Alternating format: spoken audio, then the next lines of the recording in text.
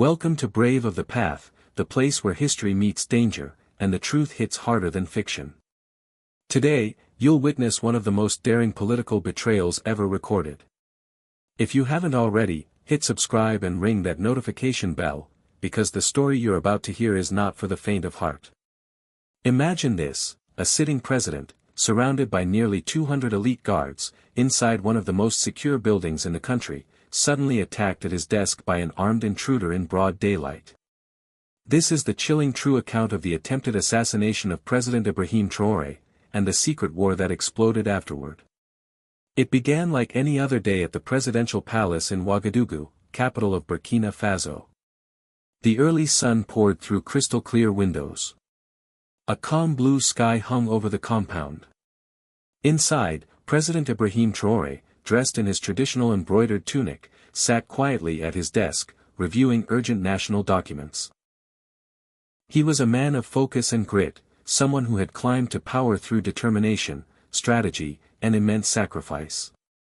His personal assistant, Marie, stood near the door, waiting for his signature on a newly revised policy. Everything seemed routine. But beneath the surface, something felt off.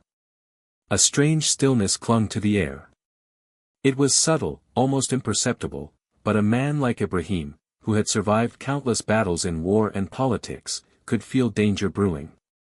Despite every layer of protection, fortified walls, biometric scanners, and guards stationed every 10 meters, President Traoré couldn't shake the feeling that something was wrong. And then, it began. Captain Mamadou, one of the president's most trusted senior bodyguards, stepped inside. A mountain of a man with years of experience in military operations, Mamadou's presence usually inspired calm. But not today. His expression was unreadable, his eyes darting toward the hallway. "Mr. President," he said, voice low, "we've picked up irregular motion at the eastern perimeter. It could be nothing, but it's odd. Any breach?" Ibrahim asked, not looking up from his report.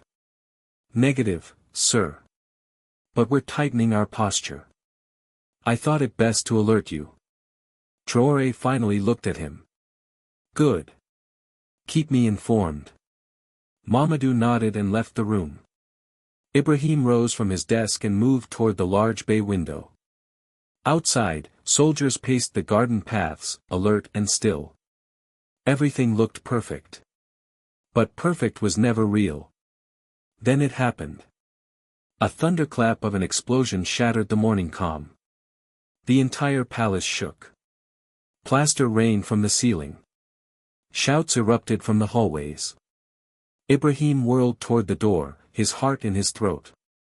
More explosions followed, fast, successive, inside the palace itself. Before the guards could react, his office doors burst open. A masked figure stormed inside, dressed in black tactical gear, moving with ghost-like speed. Gun drawn. Traoré's guards reached for their weapons, but they were too slow. One shot echoed through the room. Ibrahim staggered. Pain blossomed in his chest. Blood spread across his tunic. He gasped, the wind knocked from his lungs.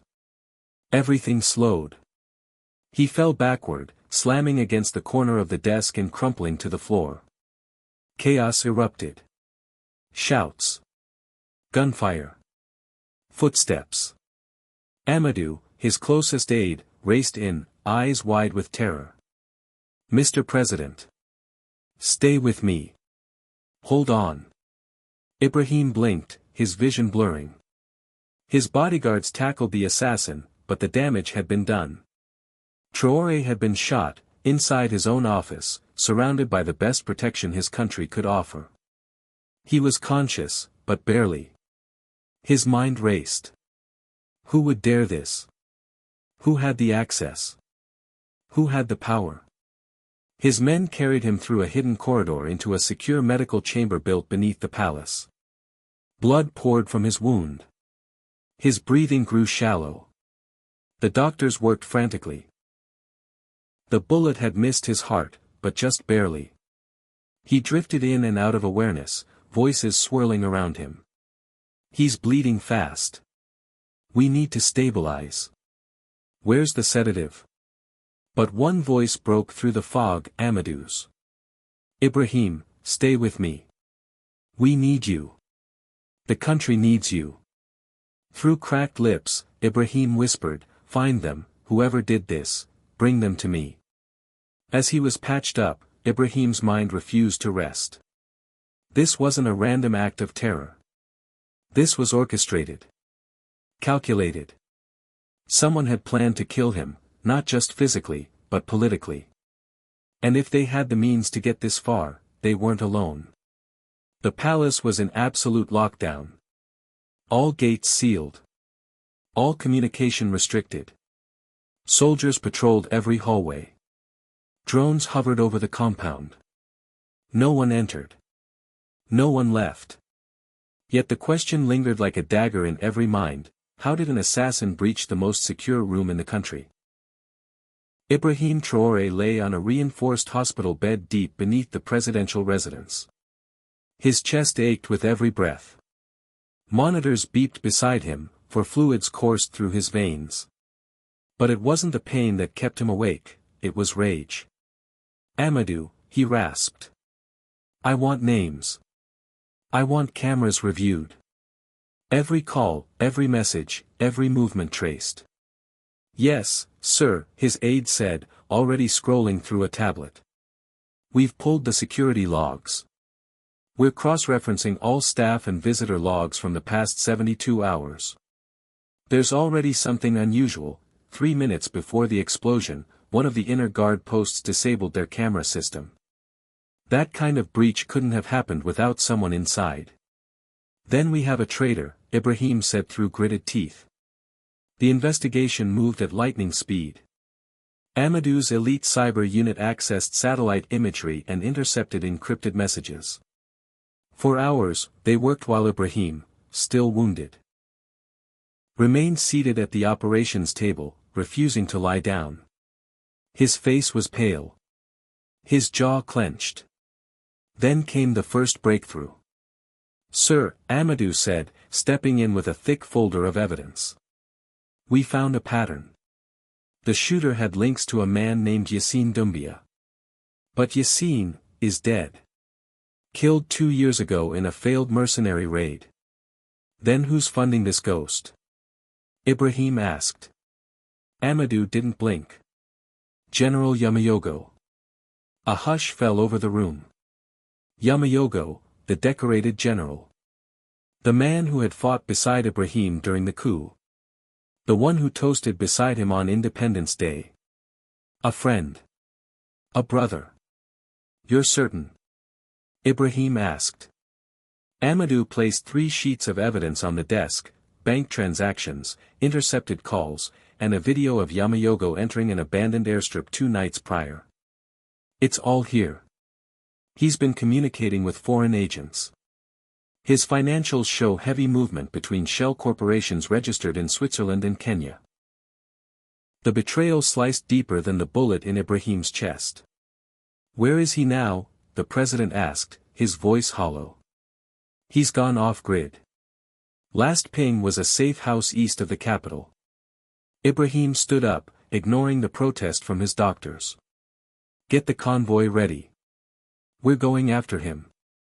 The black convoy rolled through the dark streets of Ouagadougou like a silent wave. Inside the lead vehicle, Ibrahim sat flanked by his top strike team. The lights of the city flickered in the distance as they approached the safe house. This ends now, he said, strapping on a bulletproof vest. For the country. For every soldier who's died for this flag. They surrounded the compound with military precision. The infrared drones showed figures inside, armed and ready. Ibrahim's men breached the gate. Flashbangs. Shouting. Screams. Room by room, they cleared the structure. And there, cornered in a basement with 2 bodyguards, stood General Yamayogo. His expression was calm. Too calm. You came yourself, Yamayogo said, a slight smirk playing on his lips. I'm honored. Ibrahim's face hardened. You tried to kill me. Betray your oath. Your people. You were never supposed to lead, Yamayogo said coldly. You think Burkina Faso is yours to protect? You were just a placeholder while the real plan unfolded. Whose plan?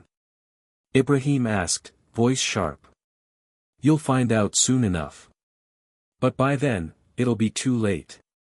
Ibrahim's hand rested on his holster. Take him. The guards moved in. Yamayogo tried to reach for a concealed weapon, but he was subdued instantly, wrestled to the ground, arms bound. The look in his eyes said it all, the betrayal wasn't over. He was only one piece. Back at the palace, under heavy guard, Yamayogo was placed in an underground cell. For hours, Ibrahim interrogated him personally. The general refused to give names. But one line slipped from his lips. You think you cut off the head.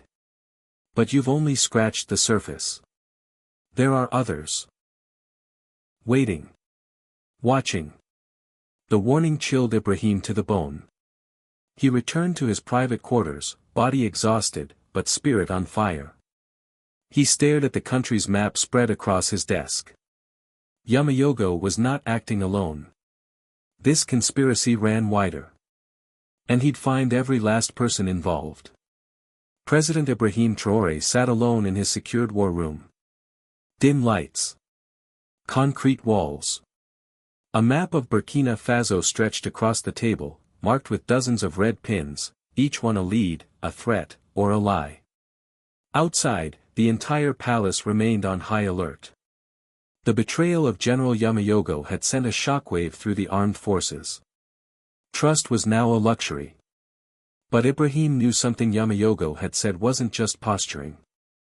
There are others, watching. That wasn't a threat. It was a truth. And then, it came. Amadou entered the room, his eyes grim, holding a black folder labeled Operation Kraken. We found him, Amadou said. The one behind it all. Ibrahim slowly turned his gaze to the file. Karamoko Diara. The name alone sent a chill down his spine. Diara had once been the darling of West African diplomacy, Burkina Faso's ambassador to the EU, a fluent negotiator, polished, clever, connected to every financial corridor in Europe and beyond. He had helped craft trade deals, led peace summits, and smiled in 1,000 photo ops. But 2 years ago, he had vanished, allegedly retired. But in truth, he had gone underground. He's been operating from the shadows, Amadou continued. Funding black market militia groups across the Sahel.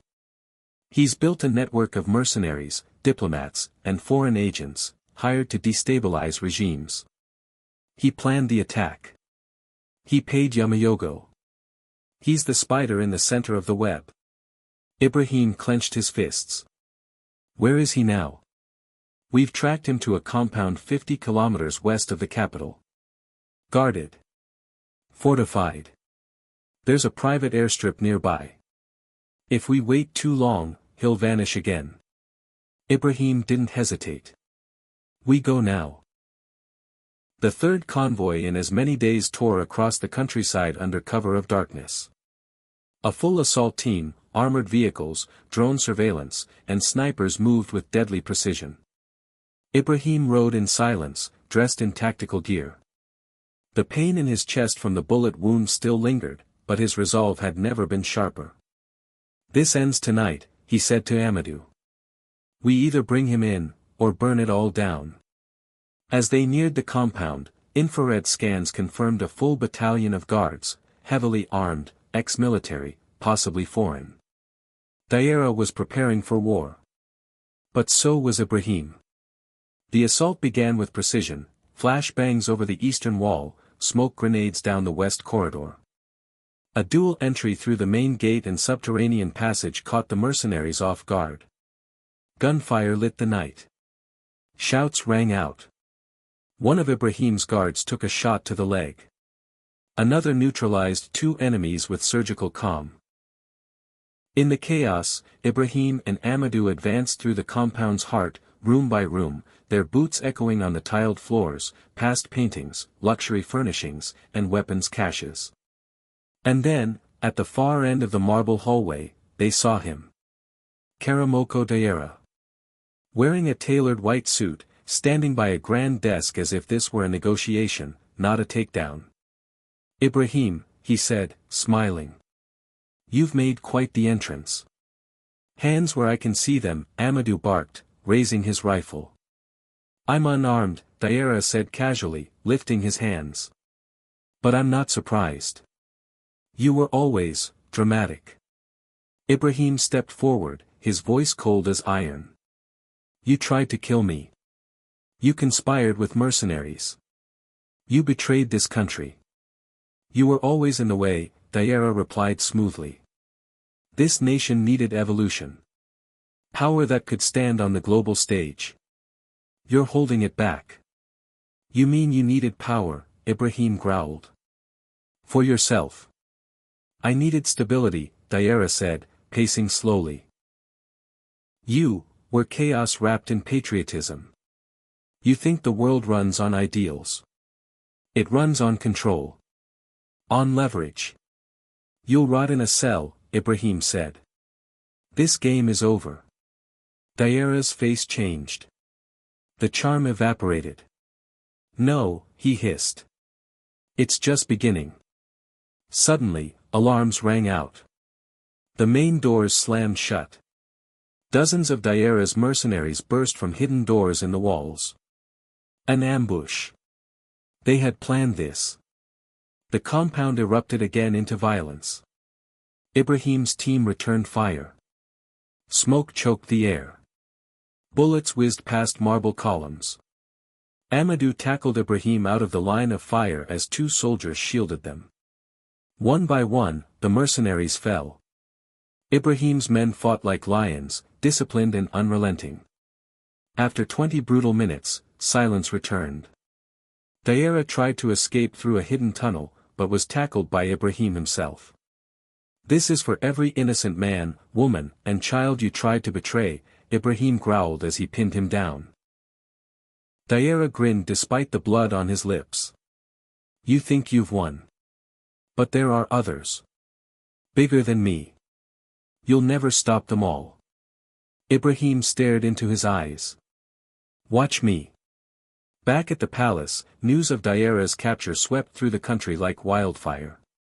Crowds filled the streets chanting Traoré's name.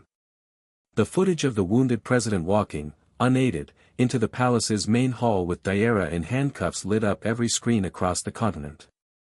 Burkina Faso had been to the edge of collapse, and survived. But Ibrahim knew the fight wasn't over. The plot was bigger than Yamayogo and Diara. It was a system. A pipeline of corruption linking military officers, diplomats, and foreign profiteers who saw Africa not as a continent of people, but a market of resources. As Ibrahim sat at his desk once more, his chest bandaged, his eyes blazing, he knew one thing for certain. The battle had just begun.